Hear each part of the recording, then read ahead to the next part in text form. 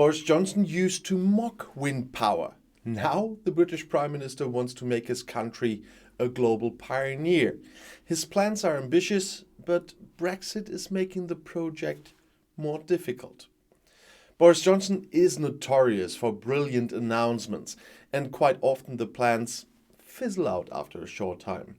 But the British Prime Minister, often cocky, could be right with just one topic. Johnson wants to make the United Kingdom a global pioneer in renewable energies and transform it into a Saudi Arabia of wind power. And indeed, expansion is booming, especially offshore. Offshore it is. That means at sea. German companies such as EnBW and RWE are also involved in the promising market. The British government wants to provide 40 gigawatts of offshore wind power by 2030, 10 gigawatts more than previously planned. Then all households should receive green electricity. According to the Ministry of Economic Affairs in London, this is an important stepping stone towards the planned goal of achieving net zero emissions by 2050. The project sounds extremely ambitious. The offshore volume is currently around 10.5 gigawatts. But the expansion is progressing rapidly. The Hornsea 2 wind power field will open in 2022. Located 89 kilometers northeast of Grimsby in the North Sea, it is the largest wind farm in the world with 165 turbines from Siemens Gamesa, according to the Danish operator Ørsted.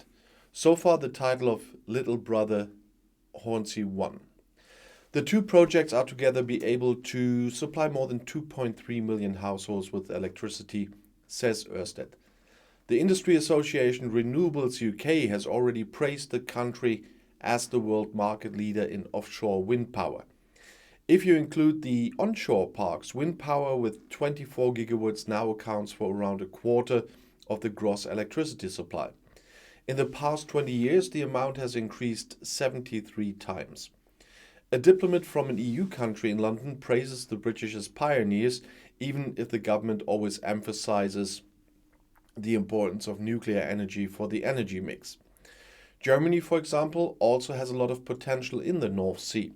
Around 7.7 gigawatts meant second place in Europe at the end of 2020.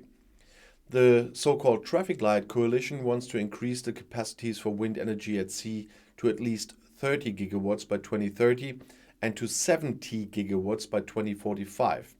However, according to industry experts, bureaucratic hurdles have so far ensured that the offshore expansion has been, rather slow. Things are moving faster in Great Britain, as the EU diplomat also emphasizes. Johnson recently lifted the subsidy freeze for onshore wind power. Floating offshore platforms are also funded. Johnson is now presenting itself as a green model. A few years ago, he sneered that wind turbines could not even blow the skin off the rice pudding. Well, now the Prime Minister is praising the turbines on the northeast coast of England as pretty white windmills.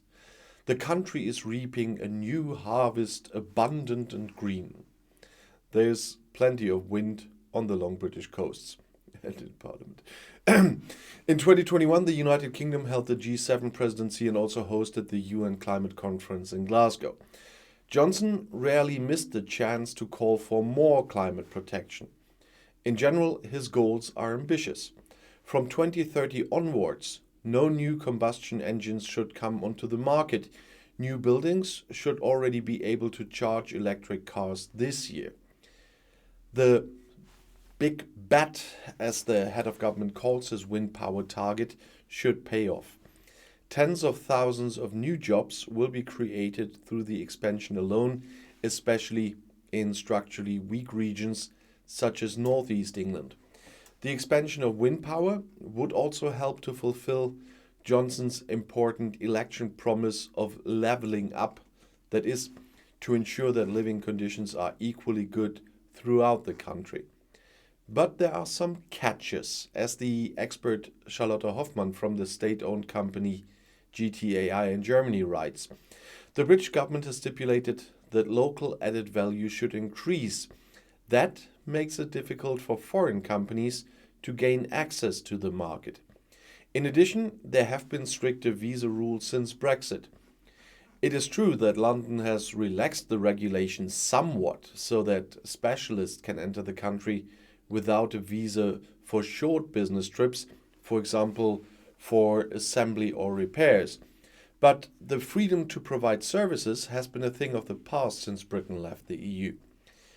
The entry rules also increase the pressure on the UK labour market. Many industries are already complaining about a glaring shortage of skilled workers.